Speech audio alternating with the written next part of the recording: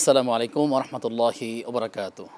বিসমিল্লাহ আলহামদুলিল্লাহ ওসলাতু আসসালামু আলা রসুলিল্লাহ ওয়ালা আলিহি ওয়াসহাবিহি আজমাইন আম্মা বাদ। প্রিয় দর্শক শ্রোতা, আপনাদের প্রত্যেককে স্বাগত জানাচ্ছি দেশ টিভির নিয়মিত আয়োজন ইসলামী জীবন ও জিজ্ঞাসার আজকের পর্বে। আপনাদের সঙ্গে আমি আব্দুল কাহার রয়েছি। আজ পহেলা মে গোটা বিশ্বব্যাপী পালিত হচ্ছে মে দিবস।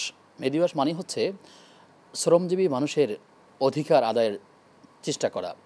আমরা দেখেছি বাংলাদেশ সহ বিভিন্ন জায়গাতে যারা নিত্য পরিশ্রম করছে, যাদের পরিশ্রমের বিনিময়ে সুন্দর হাসি ফোটানোর তারা চেষ্টা করছে, তাদেরই মজুরি নিয়ে কখনো কখনো টালবাহানা করে কোনো মালিকপক্ষ, কেউ আর এই দুই একজনের কারণেই অনেক সময় দুর্নাম হয়ে থাকে, বদনাম হয়ে থাকে, কথাগুলো মিডিয়া চলে আসে। সুতরাং এই শ্রমজীবী মানুষ যারা শ্রমিক, আমরা মনে করছি কেউ না কেউ আমরা প্রত্যেকেই তার নিজ নিজ জায়গায় আসলে একদিকে শ্রমিক, কিন্তু এই পারিশ্রমিক আদায় করতে হলে মালিকের সাথে তার সম্পর্ক কেমন হবে এবং সেই সাথে শ্রমিক কী অধিকার রয়েছে, সে কত ঘন্টা ডিউটি করবে ইত্যাদি বিষয়গুলো আসলে উল্লেখ করা প্রয়োজন কি না, কীভাবে এটা ইসলাম দেখে, সে বিষয়গুলো জানবার চেষ্টা করবো ইনশাআল্লাহ তাআলা। আমাদের মাঝে আমন্ত্রিত হয়েছেন মিসবাহুল উলুম কামিল মাদ্রাসার প্রধান মুহাদ্দিস শায়েখ মাহমুদুল হাসান। আসসালামু আলাইকুম ওয়া রাহমাতুল্লাহি ওয়া বারাকাতুহু। ওয়ালাইকুম আসসালাম ওয়া রাহমাতুল্লাহি ওয়া বারাকাতুহু। আহলান সাহলান, কেমন আছেন? শুকরান, আলহামদুলিল্লাহ। বারাকাল্লাহু ফিকুম। অনুষ্ঠানের আজকের প্রোগ্রামের পক্ষ থেকে আপনাকে স্বাগত জানাচ্ছি। প্রিয় দর্শক, আপনিও চাইলে আমাদের সাথে যুক্ত হতে পারবেন। দেশ টিভি ইসলামিক শো ফেসবুক পেজের কমেন্টে বাংলায় যে কোনো প্রশ্ন আমাদেরকে জানালে আমরা সেই সকল প্রশ্নের সরাসরি সমাধান জানবার চেষ্টা করব ইনশাআল্লাহ তাআলা। শেখ, আপনি একটি বিষয় শুনেছেন যে শ্রমজীবী মানুষ আল্লাহ তাআলার বন্ধু। আমরা এই বিষয়ে কথা শুনবো, কিন্তু যদি আপনি আমাদেরকে জানান যে আসলে শ্রমজীবী মানুষ যারা, তারা কিভাবে আল্লাহর বন্ধু হতে পারে, সেই জন্য তার কী কী করণীয় রয়েছে? অনেক ধন্যবাদ আপনাকে। আলহামদুলিল্লাহ ওয়াসসালাতু ওয়াসসালামু আলা রাসূলিল্লাহ ওয়া বাদ। আজকে পহেলা মে, আন্তর্জাতিকভাবে গোটা বিশ্বময় আজকের এই প্রথম মে মাসের 1 তারিখ বা পহেলা মে আন্তর্জাতিক শ্রমিক দিবস হিসেবে পালিত হয়ে থাকে, মে দিবস হিসেবে পালিত হয়ে থাকে। আমরা যখনই পহেলা মে আমাদের কাছে আসে, তখনই সেই আমেরিকার শিকাগো শহরের মর্মান্তিক শ্রমিকদের উপরে যে নৃশংস হত্যাকাণ্ড হয়েছিল, যেখানে তারা তাদের অধিকার আদায়ের জন্য তারা সংগ্রাম করেছিলেন। 1886 সালের পহেলা মে, আজ থেকে বহু বছর আগে। তো সেই দিবসটি এতটাই গুরুত্ব পেয়েছিল এবং তখন এই শ্রমিকদের উপরে, লেবারদের উপরে নৃশংস হত্যাকাণ্ড চালাবার কারণে আন্দোলন যখন তুঙ্গে উঠে যায়, আরও বেগবান হয়, তখন এক পর্যায়ে এই শ্রমিকরা তাদের অধিকার নিশ্চিত করতে সক্ষম হয় এবং গোটা পৃথিবীতে শ্রমিকদের একটা মোটামুটি একটা ন্যায্য অধিকার প্রতিষ্ঠা পায়। সেটাকে স্মরণ করবার জন্যই সারা পৃথিবী পহেলা মে আন্তর্জাতিক এই শ্রমিক দিবস বা মে দিবস পালন করে থাকে। আমরা শ্রম প্রথমত যদি ইসলামের দৃষ্টিকোণ থেকে বিষয়টাকে একটু দেখবার চেষ্টা করি, তাহলে দেখব ইসলাম প্রথমত শ্রম বা কাজকে খুব গুরুত্ব দেয়। এটি আপনি দেখবেন কোরআনে কারিমে সূরাতুল জুমায় আল্লাহ তাআলা বলছেন, ফাইদা খুদিয়াতিস সালাতু ফান্তাশিরু ফিল আরদ ওয়াবতাগু মিন ফাদলিল্লাহি। আল্লাহ তাআলা বলছেন যে তোমরা যখনই সালাত আদায় করবে, সালাত যখন শেষ হয়ে যায়, তখন তোমরা আল্লাহর করুণা, আল্লাহর মানে দয়া, এখানে আল্লাহর দয়া বা করুণা বলতে রিজিককে বোঝানো হয়েছে, অর্থাৎ হালাল রিজিক এটিকে বোঝানো হয়েছে। এটি সংগ্রহ করবার জন্যে তুমি জমিনে ছড়িয়ে পড়ো। তার মানে হচ্ছে আল্লাহ তাআলা কখনো চান না যে কোনো মানুষ বৈরাগ্যবাদ হোক, সে আসলে বসে বসে অন্যের খাবারের উপরে নির্ভরশীল হোক। এটা তাকওয়া নয়। আমরা যদিও দেখি, একটু প্রসঙ্গত বলি, যে আমরা মনে করি যে মানুষের পকেটের টাকা হাদিয়া তোহফার নাম করে কিছু মানুষ বসে বসে খাওয়াটাকে খুব তাকওয়া মনে করে থাকেন, যে উনি আসলে একটা বিশেষ শ্রেণীর লোক, উনি একজন খুব কামেল লোক। মানে বাবা মরে গেছেন, বাবা মরে যাওয়ার পরই উনি কামেল পীর হয়ে যান, একেবারে বাহারুস শরিয়া। দেখলাম যে কারো নামের সঙ্গে এটা লাগানো হয় যে বাহারুস শরিয়া হয়ে গেছেন, অর্থাৎ মানে এক দিনের মাঝখানে উনি বাহারুস শরিয়া হয়ে গেছেন। এই বাহারুস শরিয়ার কথাটা একটু ব্যাখ্যা দেন, যাতে আমরা পাবলিকের সাথে। না, বাহারুস শরিয়া মানে হচ্ছে, বাহার মানে হলো সাগর বা মহাসাগরকে আরবিতে বাহার বলা হয়, আর শরিয়া মানে হলো ইসলামী শরিয়াতের উপরে পাণ্ডিত্য বা জ্ঞান যার খুব বেশি, অর্থাৎ সাগর পরিমাণ এলেম। আমরা যদি সংক্ষেপে বলি, অর্থাৎ ওনার কাছে ইসলামী শরিয়ার সাগর পরিমাণ এলেম আছে। তো আমরা মানে বুঝতে পারি না একটা মানুষ সে রাতারাতি কি করে বাহারুস শরিয়া হয়। আচ্ছা, যদি শিক্ষা এবং বয়সের একটা ব্যাপার, হ্যাঁ, সব কিছুই থাকে, মানুষের এক্সপিরিয়েন্স, মানুষের যোগ্যতা, মানুষের বয়স। আমরা জানি যে আল্লাহ তাআলা কোনো নবীকে 40 বছরের আগে নবুয়তি দেন নাই। তো এইভাবে একটা অপ্রাপ্তবয়স্ক মানুষ যখন আসলে তাকে বাহারুস শরিয়া বলা হয়, তাকে কামেল পীর বলা হয়, মোকাম্মাল বলা হয়, তো এগুলো আসলে হাস্যকর ছাড়া কিছু না। এবং এই শ্রেণীর লোকেরা আসলে মূলত সমাজের এমন একটা এলিট শ্রেণীর, মানে এলিট একটা আলাদা শ্রেণী, যারা ইসলামের লেবাস পরে আছেন, যারা মনে করেন মানুষেরটা খাওয়াটাই হচ্ছে আসলে মনে হয় তাকওয়া, এবং এটা আপনি বুঝতে চাচ্ছেন যে তারা জাগতিক কোনো কাজকর্ম করছে না, কিন্তু অন্যের টাকা হ্যাঁ না, এটা আমরা দেখছি যে তারা আসলে কোনো হাতের কাজ করছে না। আপনি যদি হাদিসের মধ্যে দেখেন তাহলে দেখবেন রাসূলুল্লাহ সাল্লাল্লাহু আলাইহি ওয়াসাল্লামকে জিজ্ঞেস করা হয়েছিল আইয়ুল কাসবি আতিয়াব, আইয়ুল কাসবি আতিয়াব, মানে কোন অর্জনটা বা কোন কামাইটা, কোন উপার্জনটা আল্লাহর কাছে সবচেয়ে বেশি পবিত্র বা আল্লাহ পছন্দ করেন। তখন নবী সাল্লাল্লাহু আলাইহি ওয়াসাল্লাম বলেছেন যে আমালু রাজুলি বিয়াদিহি, অর্থাৎ ওই কাজটাই যেটা মানুষ তার নিজের হাত দিয়ে করে। এই জন্য হযরত দাউদ আলাইহিস সালাম তিনি কামারের কাজ করতেন, আমরা জানি হাদিসে এসেছে। নবী সাল্লাল্লাহু আলাইহি ওয়াসাল্লাম অন্য একটা হাদিসের মধ্যে বলেছেন যে মানুষ যা খায় সবচেয়ে উত্তম খাবার হলো যা মানুষ হাত দিয়ে কামাই করে।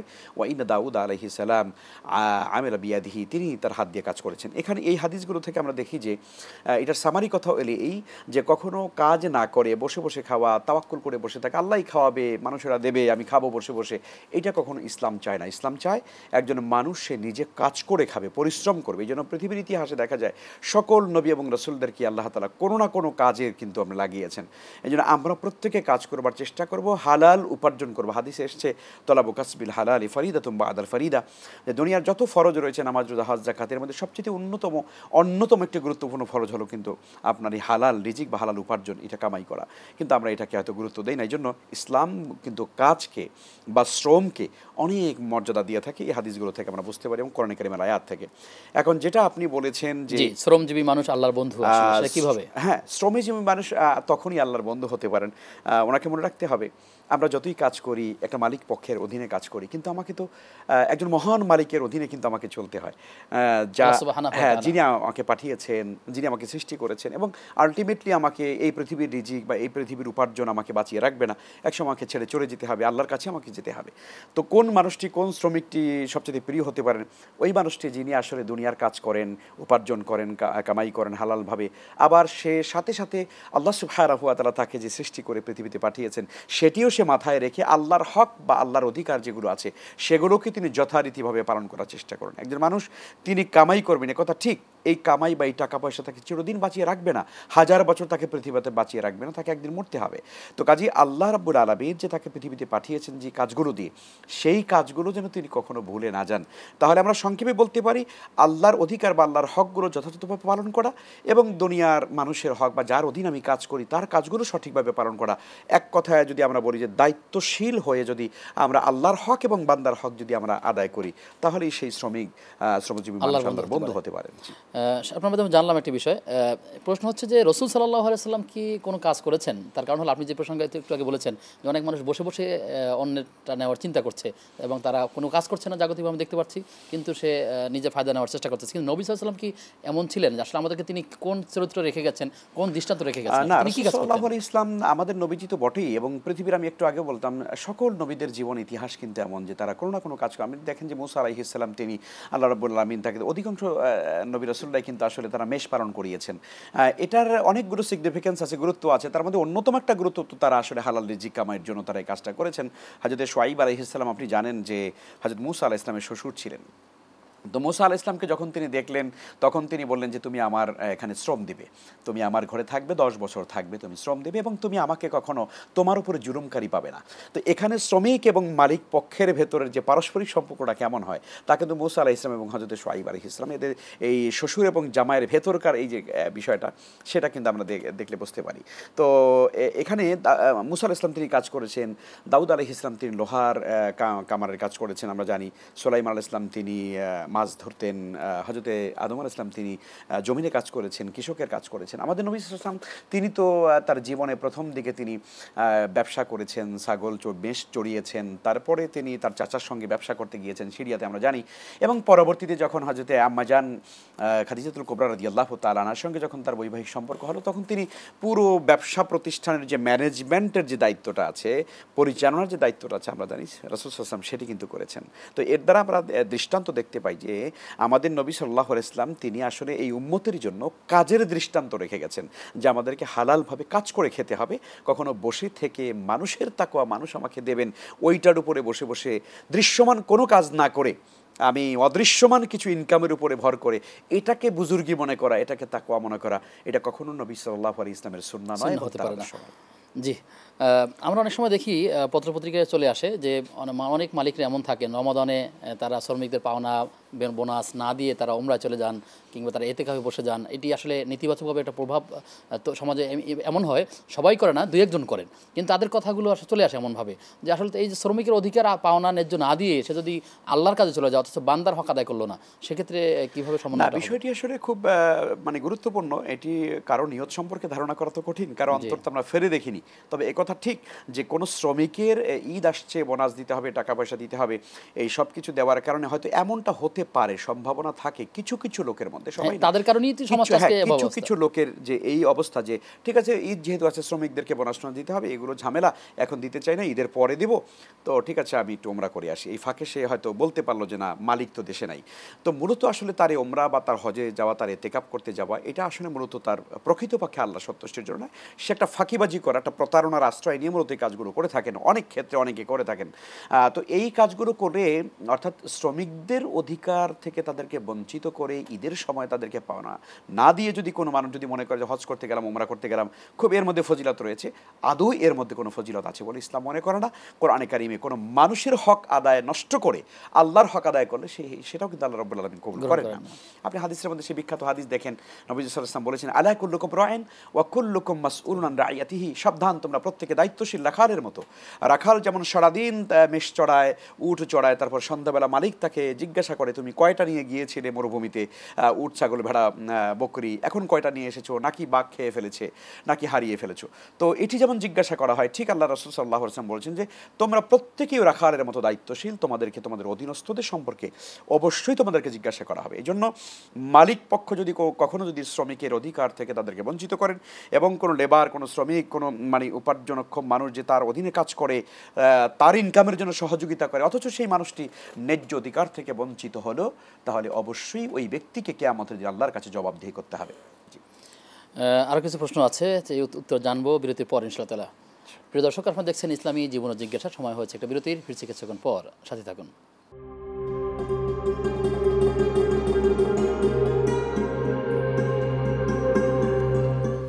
বিরতির পরে সবাইকে আবার আমন্ত্রণ জানাচ্ছি দেশ টিভির নিয়মিত আয়োজন ইসলামী জীবন ও জিজ্ঞাসার আজকের পর্বে।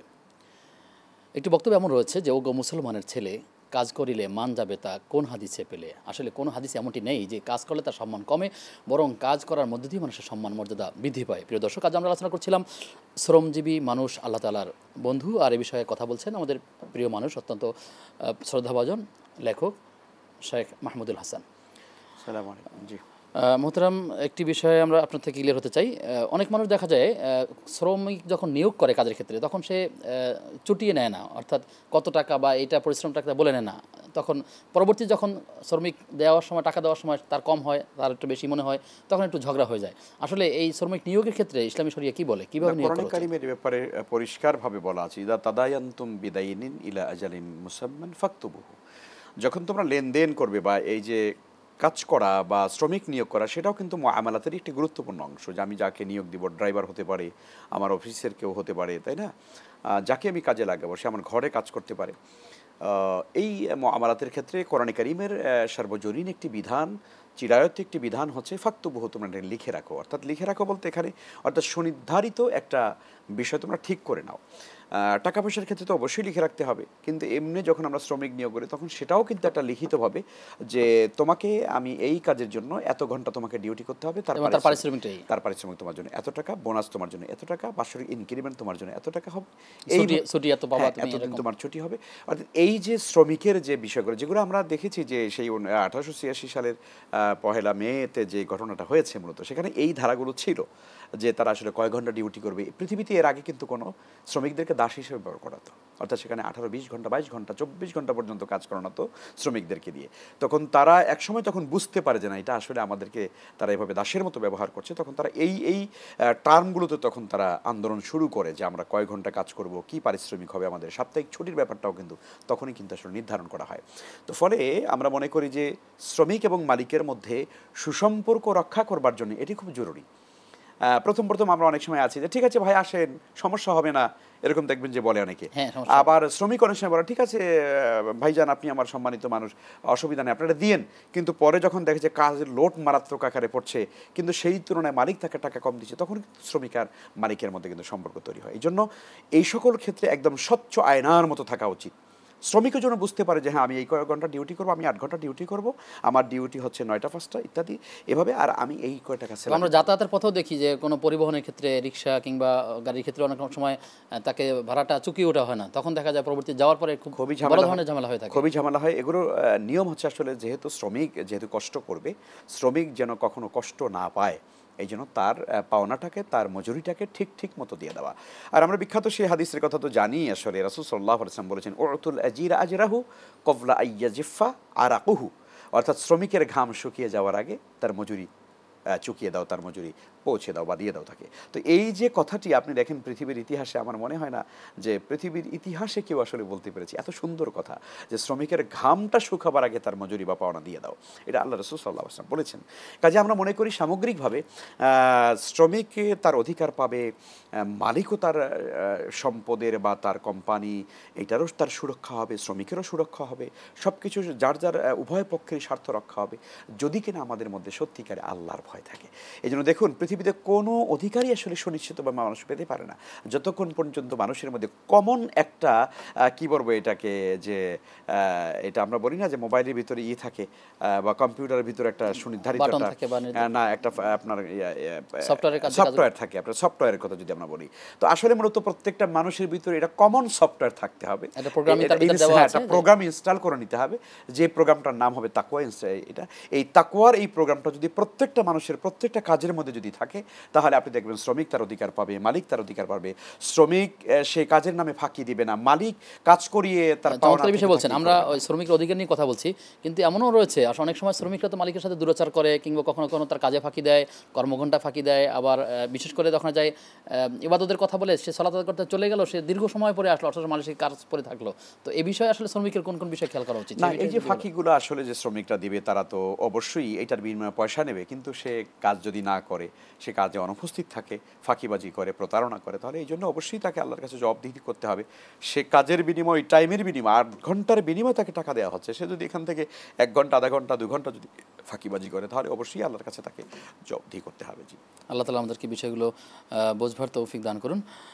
সেকে একটু প্রশ্ন করেছেন আমাদের এক ভাই, তিনি মেহেরপুর থেকে শরীফুল ইসলাম, তিনি জানতে চাইছেন যে পিতা ছেলেকে অভিশাপ দিয়ে মারা গেছেন, ছেলের জীবনে তার প্রভাব দেখা যাচ্ছে, এখন এই ছেলের করণীয় কি? আসলে ব্যাপারটা হলো পিতা অভিশাপ দিয়েছে, এটা তো খুব ভয়ানক একটা ব্যাপার। আসলে পিতামাতা তো কম কষ্টে সন্তানকে অভিশাপ দেয় না। আমরা জানি পিতামাতা সবচেয়ে সন্তানের জন্য আপন হয়। আবার ক্ষেত্রভেদে কখনো কখনো এমন পিতামাতাও আছে যারা আবার হয়তো সন্তানের উপর অবিচার করে থাকে, সেটাও যে পৃথিবীতে নেই তা না। তো তার পিতা যেহেতু অভিশাপ দিয়ে চলে গেছে, এটা খুব ভয়ানক একটা ব্যাপার। এখন এটার জন্য প্রথমত কথা হচ্ছে যে বাবা কোনো কষ্ট পেয়েছেন হয়তোবা, তার জীবিত থাকতেই ক্ষমা নেওয়া দরকার ছিল, সেটা তার ক্ষমা নেওয়া দরকার ছিল, কিন্তু সেটার সুযোগ তো আর এখন নেই। তো এখন তার জন্য কি করণীয়? তিনি আসলে মূলত বাবার জন্য, বাবা যাতে পরকালে বা কবরের জগতে, আলমে বারজাখের জগতে সে যেন ভালো থাকে, শান্তিতে থাকে, সেই জন্য তার জন্য ভালো কিছু কাজ এখন দুনিয়াতে আপনি করতে পারেন, সাদাকা করতে পারেন, ভালো কিছু কাজ করতে পারেন, মসজিদে দান করতে পারেন, কোনো মাদ্রাসা প্রতিষ্ঠা করে দিতে পারেন, কোনো দিনই ইলম আপনি প্রচার করে দিতে পারেন। তো এই কাজগুলো করার মধ্য দিয়ে দেখা যাবে বাবা আপনার পরকালে সে রুহের জগতে তিনি ভালো থাকবেন, আল্লাহ তাআলা তাকে ভালো রাখবেন। এই উসিলে হয়তো আল্লাহ তাআলা আপনার উপরে রহম করবেন, বাবার পক্ষ থেকে একটা দোয়া আপনার উপরে আসবে, এটি আপনি করতে পারেন 1। আর 2 নম্বরে হচ্ছে যে আপনি আপনার মা বেঁচে থাকলে তার সঙ্গে বেশি বেশি ভালো আচরণ করুন, অথবা বাবার বন্ধু কিংবা বাবার বন্ধু যারা আছেন বা আপনজন যারা আছেন রক্ত সম্পর্কে, তাদের সাথে ভালো আচরণ করুন। সে কাজগুলো করলেও বাবার এই অভিশাপ থেকে কিছুটা আপনি হয়তো রেহাই পাবেন। আর সর্বোপরি হচ্ছে আল্লাহর কাছে আপনি তওবা করুন যে বাবা আপনার প্রতি এত কঠিনভাবে রাগ করেছেন, এটা আল্লাহর কাছে ক্ষমা চান। ক্ষমাটা আপনার বাবার জন্য, বাবার কাছে চাওয়া উচিত ছিল, কিন্তু এখন বাবা নেই, বাবার জন্য ওই কাজগুলো করুন, আর সেই সাথে আল্লাহর কাছে ক্ষমা চেয়ে বাবার জন্য অধিক পরিমাণে দোয়া করবেন, যাতে করে আল্লাহ তাআলা ক্ষমা করেন। প্রশ্ন করেছেন নওগাঁ থেকে আব্দুল করিম, অমুসলিমদেরকে কোরবানির গোশত প্রদান করলে কোনো গুনাহ হবে বা কি করা উচিত? দেখুন আসলে কোরবানি এটা একটি ইবাদত, আমরা মনে করি ইবাদতটি মুসলিমদের মধ্যেই আসলে থাকা উচিত। কোরবানি, তারপরে যাকাত, বিশেষ কিছু ইবাদত আছে কিন্তু যেগুলো এর মধ্যে যদি মানে তাকে যদি সহমর্মিতা কিংবা যদি বন্ধনটা এমন টার্গেট থাকে যে আমি তাকে সুসম্পর্ক তৈরি করে নেবো একটা দাওয়াতকে কেন্দ্র করে, সেটি দেওয়ার সুযোগ আছে কি আসলে? হ্যাঁ, যদি সেরকম হয়, আর আসলে আমরা জানি কোরবানির বিষয়টা তো সকল বিধর্মীরাই আসলে খুব স্বাচ্ছন্দ্যভাবে নেবেন না, সেটিও একটা ব্যাপার থাকে, সেটি বিবেচনায় কেউ যদি রেখে এসে পড়ে হ্যাঁ, অপর কেউ প্রতিবেশী যদি থাকে, বিবেচনায় সেটা রেখে যদি আপনি করতে চান, এটা তো আসলে গরিবদেরকে দেওয়া যেতেই পারে, কোনো অসুবিধা নেই। তবে আমাদের পরামর্শ থাকবে আসলে তারপরেও, যেহেতু কোরবানি একটা বিশেষ ইবাদত, কোরবানির গোশতটা মাংসটা এটাও আসলে ইবাদতের একটা অংশ, আর ইবাদতটা আসলে মুসলিমদের মধ্যে সীমিত থাকা এটা আসলে বাঞ্ছনীয় ইবাদতের জন্য। জি, শুকরিয়া আপনাকে। সর্বশেষ প্রশ্ন, মহিলারা নিজেদের মধ্যে তালিম করতে পারবেন কিনা? তারিক হাসান ভাই প্রশ্ন করেছেন পাবনা থেকে। ধন্যবাদ। আসলে মেয়েরা নিজেদের মধ্যে তালিম করতে পারবেন, কিন্তু শর্ত হলো, দেখুন এই তালিমের ক্ষেত্রে অনেক সময় দেখা যায় যে আসলে আমাদের বোনদের অনেক আবেগ আছে ধর্মের ব্যাপারে, ইসলামের ব্যাপারে, কিন্তু আবেগের সঙ্গে বিবেক এবং যথাযথভাবে বিষয়ভিত্তিক জ্ঞান যেটা থাকা দরকার সেই জ্ঞান অনেকের নাই।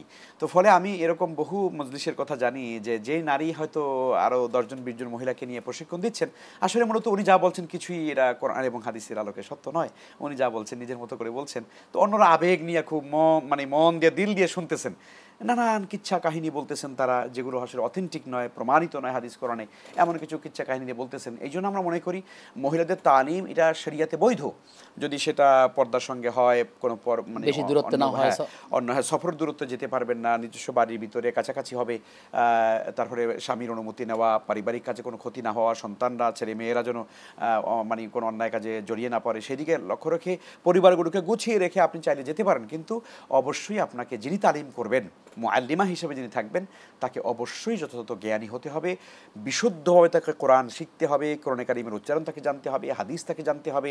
বেসিক্যালি একাডেমিক যদি তার যোগ্যতা না থাকে তাহলে তিনি তালিম দিতে পারবেন না, কিন্তু আমরা অধিকাংশ জায়গায় দেখি যে এরকম তালিম হয়ে থাকে। জি জি, আপনার মাধ্যমে আমরা অনেকগুলো বিষয়ের উত্তর জেনেছি, আপনাকে ধন্যবাদ জানিয়ে আমরা থেকে বিদায় নিচ্ছি। শুকরান, বারাকাল্লাহু ফিকুম। প্রিয় দর্শক, আমরা আলোচনা করছিলাম কিভাবে আল্লাহ তাআলা বন্ধু হওয়া যায়। শায়েখ শুরুতেই সেই কথাগুলো বলে দিয়েছেন। আমরা আল্লাহ তাআলার কাছে দোয়া করি, আমরা যেখানেই নিজেরা কাজ করবো অবশ্যই আল্লাহ তাআলা হক আদায় করে তারপরে মানুষের কাজগুলো ঠিকঠাক মতো আদায় করার চেষ্টা করবো, এবং আমার দ্বারা কোনো মানুষ যেন ক্ষতিগ্রস্ত না হয়, প্রত্যেকের অধিকারগুলো নিশ্চিতভাবে আদায় করার চেষ্টা করবো ইনশাআল্লাহ তাআলা। প্রিয় দর্শক, আজ এ পর্যন্তই। আগামী অনুষ্ঠান দেখবার আমন্ত্রণ জানিয়ে আজকের মতো বিদায় নিচ্ছি। আসসালামু আলাইকুম ওয়া রাহমাতুল্লাহি ওয়া বারাকাতুহু।